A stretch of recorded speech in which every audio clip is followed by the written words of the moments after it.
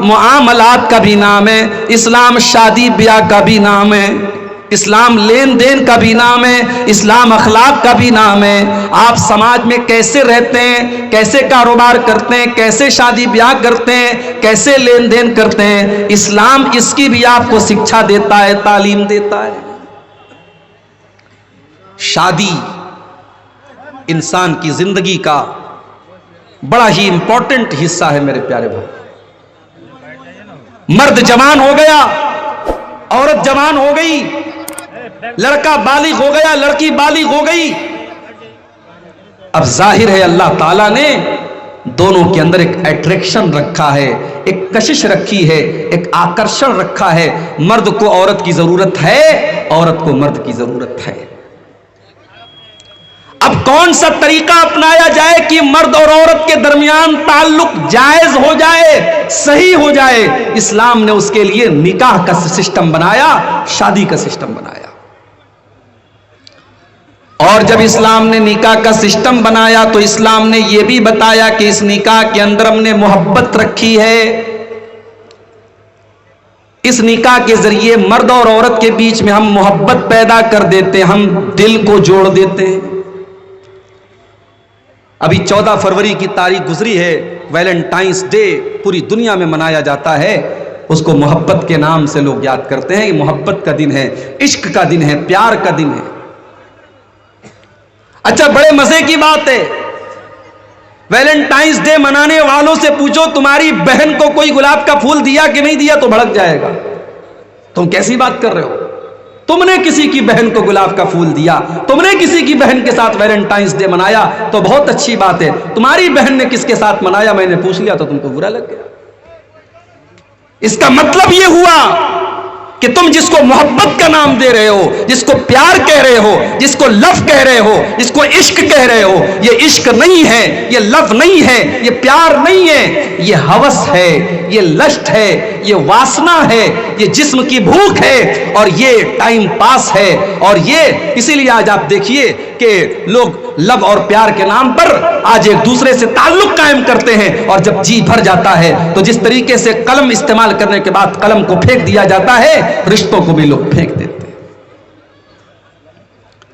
لیکن جب ایک لڑکا لڑکی کے درمیان نکاح کا مقدس پوتر بندھن بنتا ہے، جب نکاح ہوتا ہے، جب مولوی صاحب قرآن کی آیتیں پڑھ کر کے لڑکے سے کہتے ہیں میں نے آپ کا نکاح فلانا کے ساتھ کر دیا، آپ نے قبول کر لیا، لڑکا کہتا ہاں میں نے قبول کر لیا، جب اللہ کا نام لے کر کے جب یہ ایجاب و قبول ہوتا ہے اور نکاح کا رشتہ جب وجود میں آتا ہے تو اللہ قرآن میں کہتا ہے کہ اب ہم محبت پیدا کرتے ہیں۔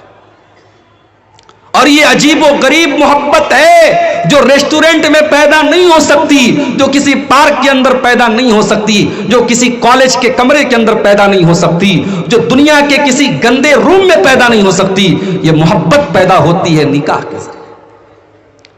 وَمِنْ آيَاتِهِ أَنْ خَلَقَ لَكُم مِّنْ أَنفُسِكُمْ أَزْوَاجًا لِتَسْكُنُوا إِلَيْهَا۔ اللہ تعالیٰ کی بہت بڑی نشانی یہ بھی ہے کہ اس نے تمہارے لیے تمہاری بیوی کو بنایا، تمہارا جوڑا بنایا، لِتَسْكُنُوا إِلَيْهَا، تاکہ تم اپنی بیوی سے سکون حاصل کرو۔ مرد کو عورت کے ذریعے، عورت کو مرد کے ذریعے سکون ملتا ہے نکاح کے بعد، شادی کے بعد میاں بیوی ایک دوسرے کے سکون کا ذریعہ بنتے ہیں۔ اور اسی لیے اگر کسی بیوی کے اندر یہ چھمتا نہ ہو کہ وہ اپنے شوہر کو سکون دے، اگر شوہر اپنی بیوی کو سکون نہ دے تو سمجھ لو کہ وہ اپنے رشتے کے ساتھ انصاف نہیں کر رہا ہے۔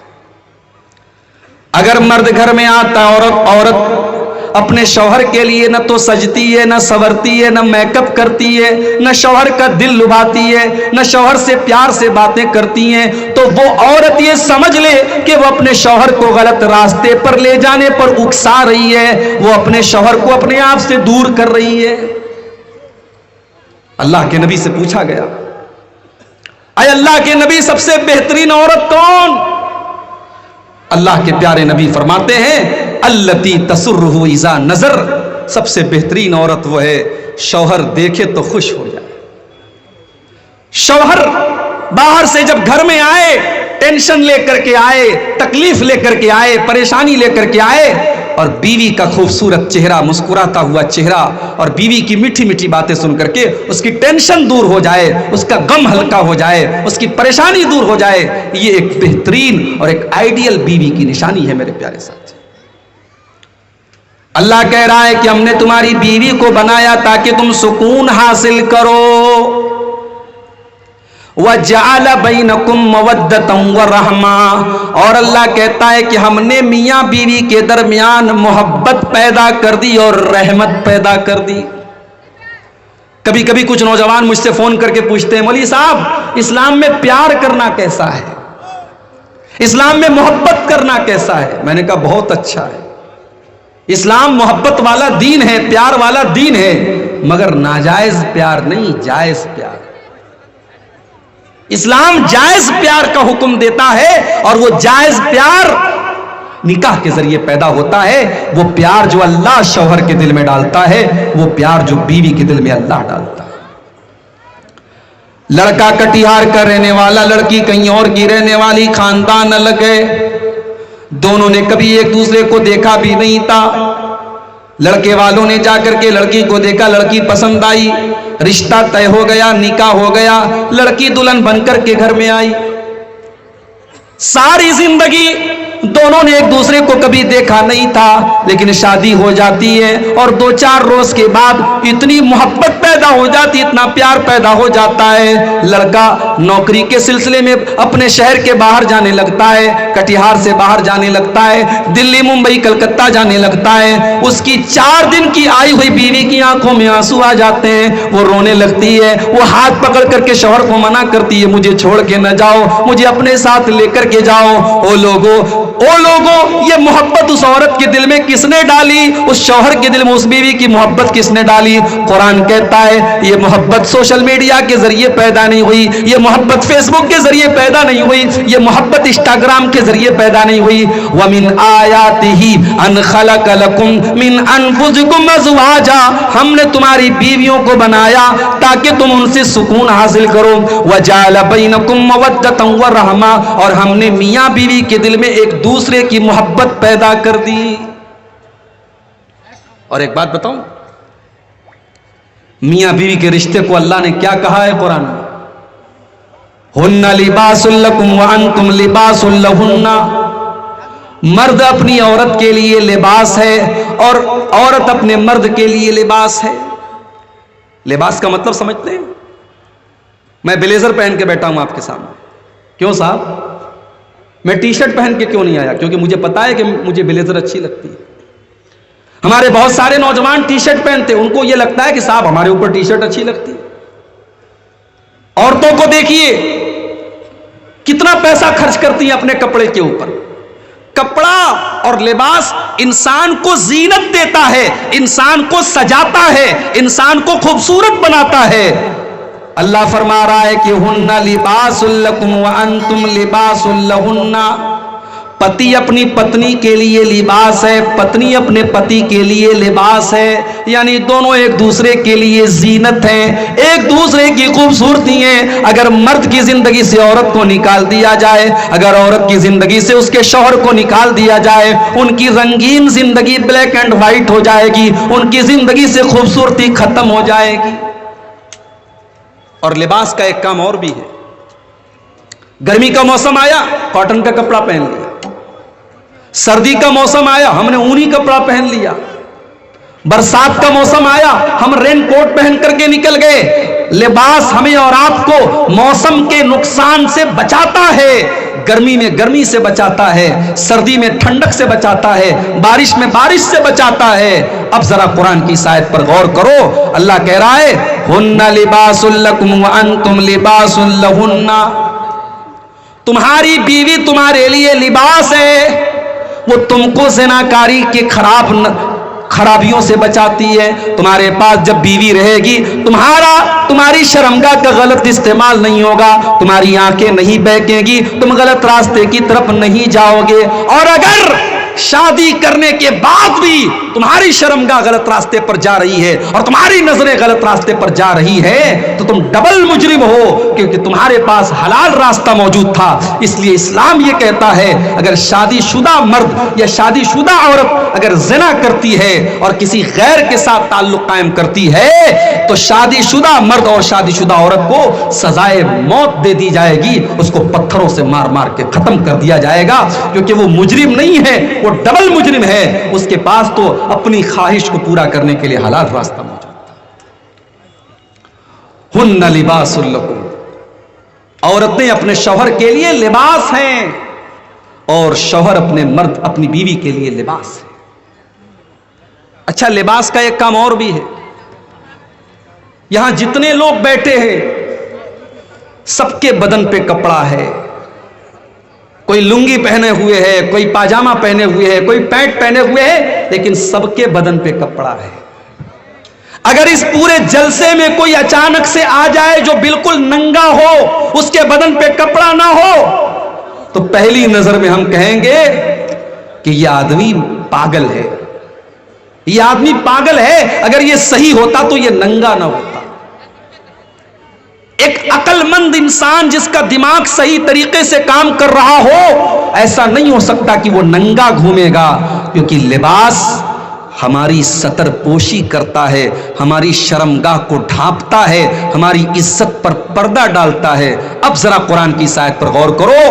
ہن لباس لکم وانتم لباس لہن، تمہاری بیوی تمہارے لیے لباس ہے، تم اپنی بیوی کے لیے لباس ہو۔ وہ تمہاری عزت پر پردہ ڈالتی ہے، تم اس کی عزت پر پردہ ڈالتے ہو۔ وہ تمہیں چھپاتی ہے، تم اسے چھپاتے ہو، تم دونوں ایک دوسرے کے لیے پردہ ہو، پردہ۔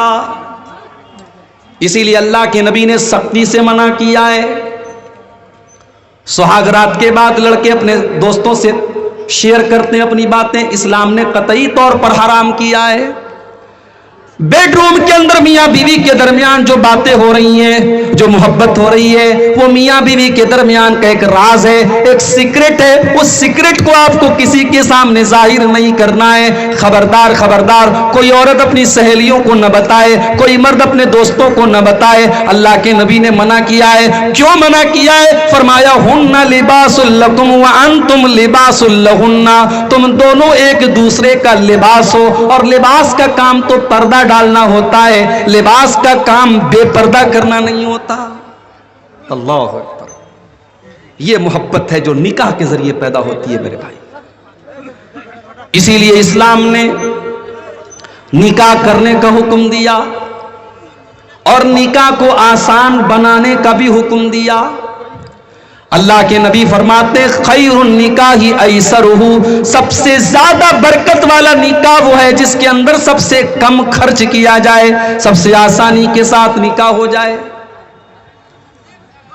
اسی لیے اللہ کے نبی نے نکاح کو آسان کرتے ہوئے فرمایا اذا خطبا،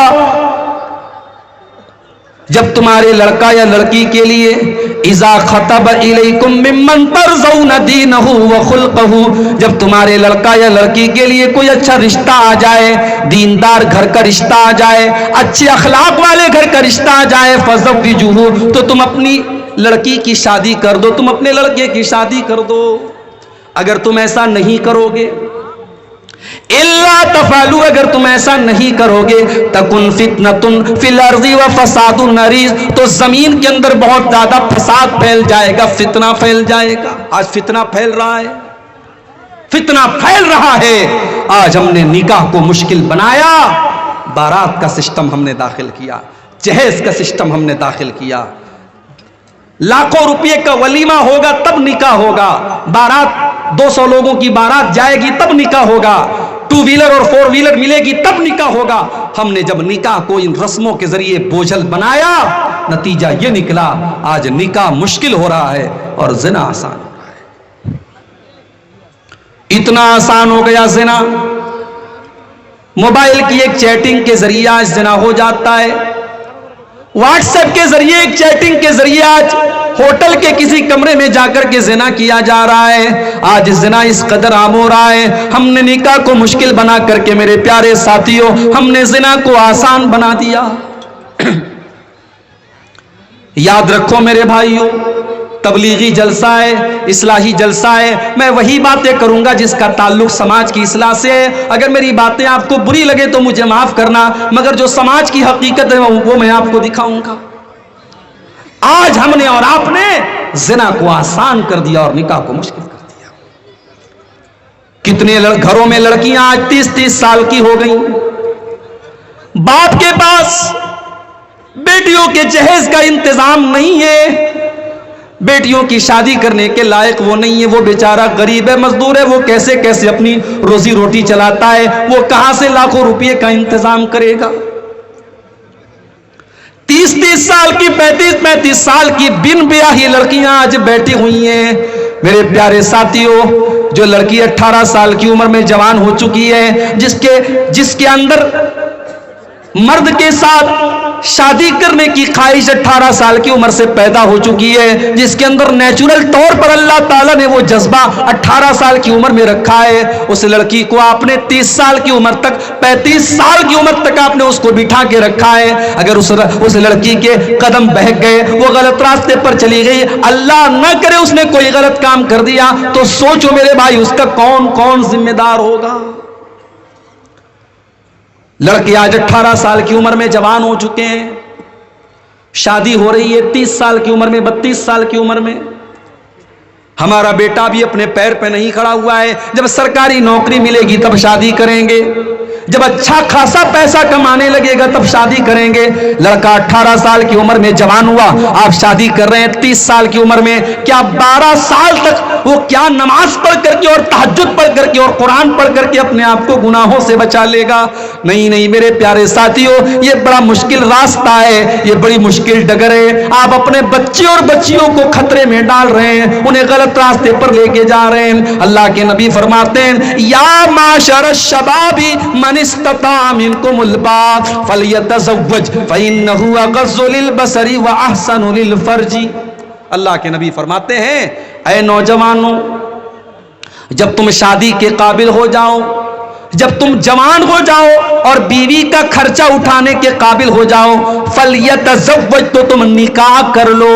علماء کہتے ہیں یہاں نبی نے حکم دیا ہے فلیتزوج، ہمارے علماء بیٹے ان سے پوچھ لو، فلیتزوج یہ امر کا صیغہ ہے، اور شریعت کا قاعدہ ہے کہ امر کا صیغہ وجوب پر دلالت کرتا ہے۔ جہاں قرآن اور حدیث میں حکم دیا جائے اور دوسرا کوئی قرینہ موجود نہ ہو تو وہاں امر وجوب پر دلالت کرتا ہے۔ اس لیے جس نوجوان کو زنا کا خطرہ ہو اس کے لیے شادی کرنا فرض ہے، فرض، اس کے لیے شادی کرنا فرض اور واجب ہے۔ اگر زنا کا خطرہ ہے تو اس مرد کے لیے اور اس عورت کے لیے نکاح کرنا فرض ہے۔ میرے پیارے ساتھیوں، نکاح سنت نہیں ہے، نکاح مستحب نہیں ہے، نکاح کرنا فرض ہے اس انسان کے لیے۔ اور کیوں کرنا ہے اس کو نکاح؟ نبی اکرم نے وجہ بھی بتا دی، فَإِنَّهُ أَغَضُّ لِلْبَصَرِ، جب وہ شادی کر لے گا تو اس کی نگاہیں جھک جائیں گی، اس کے پاس حلال طریقے سے اپنی شہوت کو پورا کرنے کے لیے اس کی بیوی موجود ہوگی، اس کی نگاہوں پر اس کو کنٹرول ہو جائے گا، وَأَحْسَنُ لِلْفَرْجِ، اور اس کی شرمگاہ بھی محفوظ ہو جائے گی، وہ شرمگاہ کا بھی غلط استعمال نہیں کرے گا۔ یہ ہے نکاح کی برکت۔ نکاح کے ذریعے آپ کی شرمگاہ اور آپ کی نظریں یہ دونوں محفوظ ہو جائیں گی۔ اچھا، نظر کا شرمگاہ سے بڑا گہرا تعلق ہے۔ اگر انسان کو اپنی نظروں پر کنٹرول نہیں ہے تو شرمگاہ پر بھی کنٹرول ہونا مشکل ہے۔ جو دن رات موبائل پر ننگی تصویریں دیکھے گا اس سے کوئی بعید بات نہیں ہے کہ وہ زنا بھی کر لے گا۔ جس کی دل اور دماغ میں گندگی بھر جائے اس کا کوئی بھروسہ نہیں، وہ کسی 5-6 سال کی بچی کے ساتھ بھی غلط کام کر سکتا ہے، وہ کسی جانور کے ساتھ بھی غلط کام کر سکتا ہے۔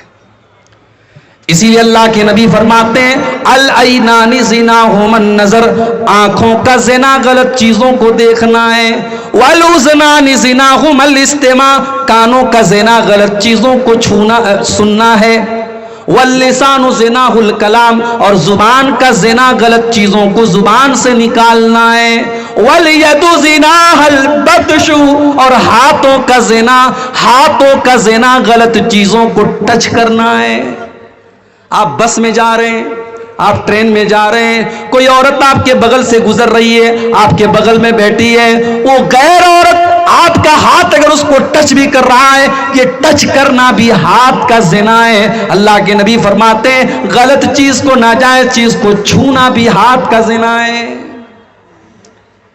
اسی لیے اللہ کے نبی نے فرمایا کہ کسی کے سر پہ لوہے کے ہتھوڑے سے مار کر کے اس کے سر میں لوہے کی کیل ٹھوک دی جائے, یہ اتنی تکلیف کی چیز نہیں ہے. اس سے زیادہ تکلیف کی چیز یہ ہے کہ ایک مرد کسی غیر عورت کو ٹچ کرے, اس کو ہاتھ لگائے, یہ اس سے بڑا گناہ ہے. اس کے سر پہ اگر لوہے کی کیل ٹھوک دی جائے, اس میں کم تکلیف ہے جتنی تکلیف اس کو قیامت کے دن اس پر ہوگی کہ اس نے کسی غیر عورت کو ٹچ کیا تھا. آگے اللہ کے نبی فرماتے والرجل زناها الخطا, پیروں کا زنا غلط چیزوں کی طرف چل کے جانا ہے.